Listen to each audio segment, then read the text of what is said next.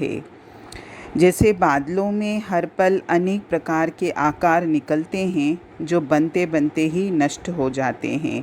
जैसे कभी अगर हम आसमान की तरफ देखते हैं तो बादल में कोई ना कोई आकार दिखता है, फिर थोड़ी देर के बाद देखते हैं कि वो आकार नहीं दिखता, यानी आकार बनता है और फिर अपने आप नष्ट हो जाता है।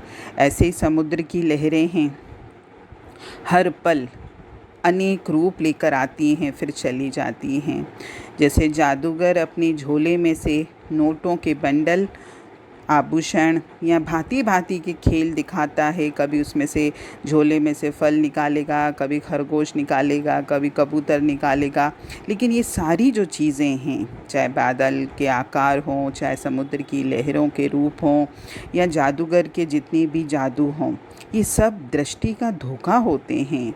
उन जादू के हीरो ने या जादूगर ने जो भी अपने झोले में से हीरे मोती निकाले हैं, आज तक उसने किसी की गरीबी दूर नहीं की। ऐसे ही माया का भी यही हाल है।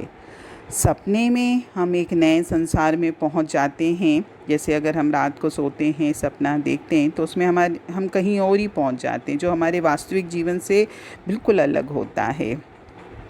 अगर जैसे हमने सपने में देखा कि हमको राजपाट मिल गया, लेकिन जैसे हमारी नींद खुलती है तो हम तो वही साधारण मनुष्य होते हैं, कोई राजपाट नहीं होता।